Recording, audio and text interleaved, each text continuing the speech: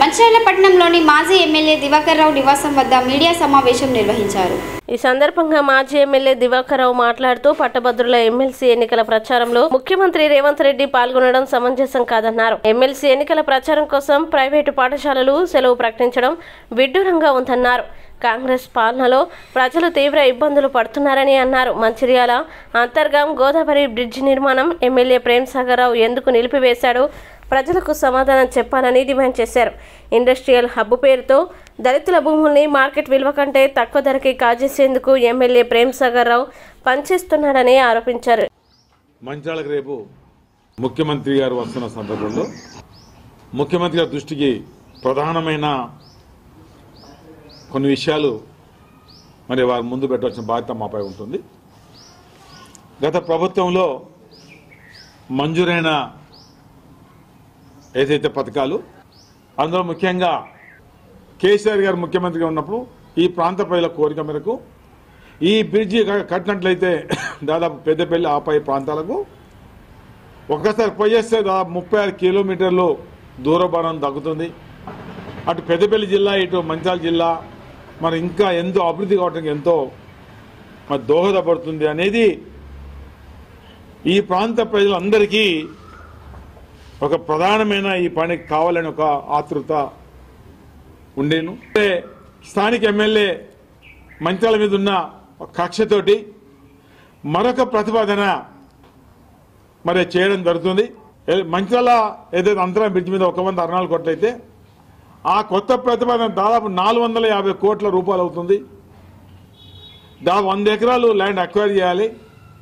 దూరభారం కేవలం ఒక 5 కిలోమీటర్ తగ్గుతుంది. అంటే ఇది రాజకీయ కక్షతోటే ఈ బ్రిడ్జు వద్దంటున్నాడు.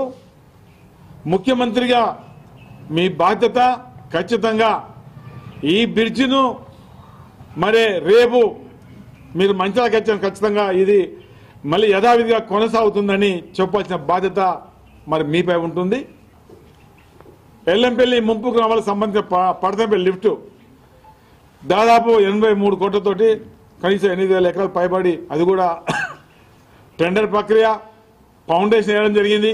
దేశ రంగానికి నీరు అందించే అది పడతంపల్లి లిఫ్ట్ కూడా మరి ఖచ్చితంగా అది కూడా త్వరగా పనులు మొదలయ్యే దిశగా మీరు ప్రత్యేకంగా చొరవ చూపెట్టాలని కూడా ఈ సందర్భంలో మీకు గుర్తించడం జరుగుతుంది.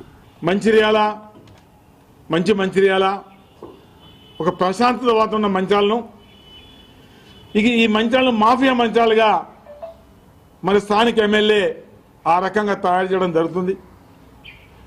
చాలా ఈ ప్రభుత్వం వచ్చిన తర్వాత ప్రేమ్ సాగర్ ఆధ్వర్యంలో ఎందరి మంది మీదనో దాడులు, అక్రమ కేసులు, బెదిరింపులు, సెటిల్మెంట్లు మరి పెద్ద ఎత్తున జరుగుతుంది. దానికి ఎన్ని సందర్భాల్లో మేము పోలీసు ఉన్నతాధికారులకు చెప్పుకున్నప్పటికీ పోలీసు కూడా మరి నిస్సహాయ స్థితిలో ఉన్నారు. ప్రేమ్ సాగర్ ఏదైతే ఈ ఆగడాలు, ఈ బెదిరింపులు కట్టడి చేయవలసిన బాధ్యత కూడా మన ముఖ్యమంత్రిగా మీపై ఉందన్న మాట కూడా మరి సందర్భంలో చెప్పడం జరుగుతుంది. ఏదైతే మైనింగ్ డిపార్ట్మెంట్ స్పెషల్ సెక్రటరీని పిలిచి ఎక్కడైతే ఇసుక కానీ మరొకటి మాఫియా జరుగుతుందో దాని మీద ఎంతటి వారైనా చర్యలు తీసుకోవాలి. అది అధికార పార్టీకి సంబంధించిన వ్యక్తులపై చర్యలు తీసుకోవాలని కూడా చాలా గట్టిగా ఒక 4 రోజుల కింద అన్ని పేపర్లు రావడం జరిగింది. మరి మంచిర్యాల గోదావరిలో ఎలాంటి అనుమతి లేకుండా దాబని అనుకుంటా ఒక 2,500 పైబడి మట్టి ఇసుక కూడా మరి ఎలాంటి అనుమతి లేకుండా తీసుకొస్తుంటే మరి ఇక్కడ జిల్లా యాంత్రాంగం కానీ మైనింగ్ డిపార్ట్మెంటు మరి ఏం చేస్తుంది?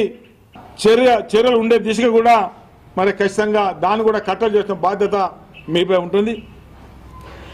అదే కాకుండా వేంపల్లి ముల్కల్లో ఏదైతే ఐటీ పార్క్ విషయం అక్కడ ప్రభుత్వం ఒక పద్ధతి ఉంటే ఆ పద్ధతిని పక్క పెట్టి దళిత భూములు మరి మంచిర్యాల పట్టణానికి ఇలా కార్పొరేషన్లో అది కలిసిన ఆ సందర్భంలో అక్కడ ఉన్న భూమి రేటు ప్రభుత్వ రేటు కన్నా తక్కువకి ఇవ్వాలి, ఇవ్వకపోతే మేము భూములు లాక్కుంటాం, మీరు నిండా మునుగుతారనే బెదిరింపులు చేసి దాదాపు 294 ఎకరాలు వీళ్ళ భూములు ఏదో 13 లక్షలుగా తీసుకునే కార్యక్రమం పెట్టారు.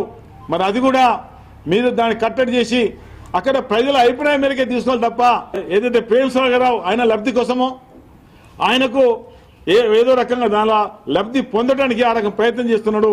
అలాంటి వేంపల్లి ముల్కల్లా ఆ దళితులకు సంబంధించిన భూములు కూడా మరి తీసుకోకుండా వాళ్ళకి అవసరమైతే నిన్ననే చెప్పారు బట్టి విక్రమార్క గారు, ఎస్సీ ఎస్టీలకు అవసరమైతే ఇండస్ట్రీస్ కోసం మేము డబ్బులు మంజూరు చేస్తాం 3,000 కోట్లు పెట్టబోతున్న మాట చెప్పారు.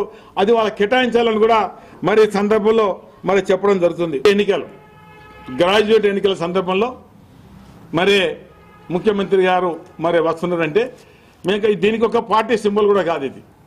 మరి ఇలాంటి ఎన్నికలకు ముఖ్యమంత్రి రావడం ఒక రకంగా నా ఉద్దేశంలో కరెక్ట్ కాదు.